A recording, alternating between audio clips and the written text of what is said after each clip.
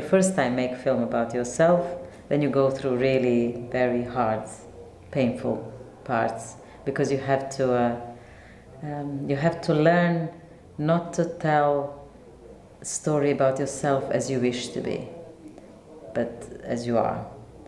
Because if you want to try to tell, when you make a personal film, it's very easy to try to tell the nice part of yourself. But you know that this is not going to translate. Nice is not interesting, and it's not real. So if you want to tell something that's going to translate, that's going to show that people are going to recognize themselves in it, you have to reach that tiny bit that we all have, that connects us all. That it could be, the film starts, imagine a girl, but this girl could have been you. That idea, you have to find that bit, that we all are that little girl, or that something,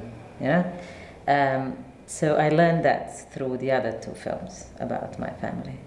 So from that point, and my family also got used to it.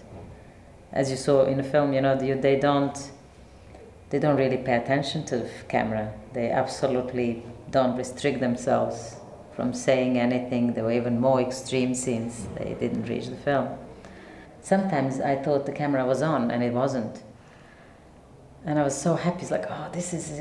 Because the trickiest thing is, when you make a film, it's happening, it's happening. But as soon as you turn on the camera, it's not. People start reacting differently, or you can't constantly film. You can't put this surveying camera, 24/7. That would be the best, But the thing is that this is how I started filming myself, because I was always thinking, you see, that is what I want to show. This what happens here and there in a shop and somewhere, but you can't show it because it happened. It's alive. And then I decided to film everyday life, but then you get in trouble of selecting the material, how to select the parts. But then, because I had a message that I wanted to send to the world, and then you kind of select. Film is manipulation. I select the parts of my story that send a message. If I took other parts, I would have told a different message. But that's the film. But what was really very challenging for me was how to tell the story to the Europeans, to Dutch, so they can hear me, so they won't say it's my refugee story, it has nothing to do with them, because I'm making it for them. So I'm, if you want, using or abusing my family, my personal life, to tell the bigger story, to tell your story as well. So that was the biggest challenge, because once you escape the war, you are forever a refugee.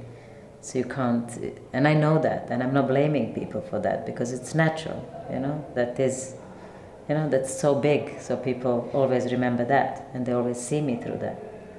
But that can also be in a way when I want to tell something important and big, and they can't hear me, because they only think it's about you, it's about your film, and it's also because it's rather this topic message I'm sending, so they prefer not to hear it. And it's not about Dutch or about, they're not exceptional. It's a natural. So that was the most challenging. How to tell my story, that you recognize yourself in it, and that you actually take it seriously. My warning, take seriously.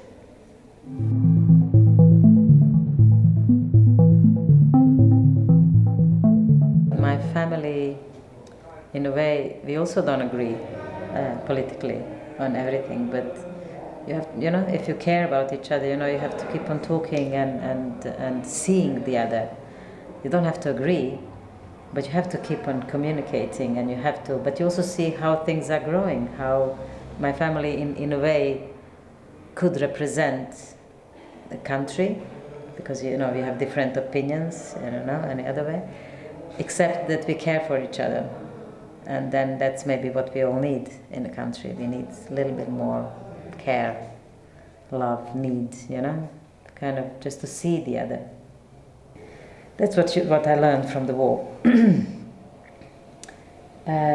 In times like this, the most important thing is to talk outside of your own bubble, not to talk too much to people that agree with you. Because when you constantly talk to people that agree with you, you're too much right, and you're constantly proven to be right, and you never get challenged. And then the thing is that the other becomes dehumanized. He's not person anymore. He's not. We always think it happens other places, but we don't realize that within our own societies here, we don't talk to each other. We stop being interested, and that's very, very dangerous. Because once the other one gets dehumanized, he's not. You don't need him anymore. So.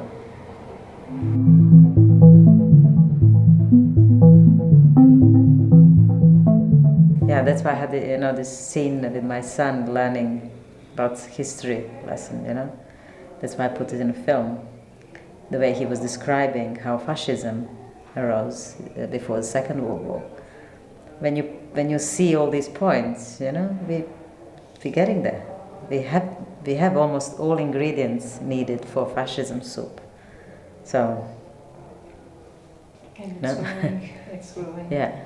Yet we take our life seriously, and we enjoy, and we can't imagine things are going to go wrong. It's so funny. I'm looking at you, and I see you trust me, and you see, and I see maybe myself, how difficult it is to take before the war started. How difficult it is to get that message of a. And I hear that, that's why film works, because it gets this on a different level. I don't try to convince you of it. I just tell you what I feel, and then this is how I get the message across. Because there is no way, that I can explain. I learned that was the challenge. I learned that there is no way I can tell to Dutch people, this is going wrong. Now they see it's going wrong. But when I was saying this 7-8 years ago, when we maybe could have stopped it, they were not taking it seriously. Because it's this topic. So you don't want to hear it. And I remember it was exactly with us, people like seeing, Yugoslavia, war, you were always having these ethnic tensions and stuff. It wasn't like that. The brotherhood and unity really existed. We really loved each other. It took them a while to separate us. Because it's so easy. We like believing that in Yugoslavia it was easy. Because that means it can't happen here. And I'm trying to say, it can. It is. It is. Yeah. Globally. Yeah, exactly. So Netherlands is not, again, exception. It's more of a rule.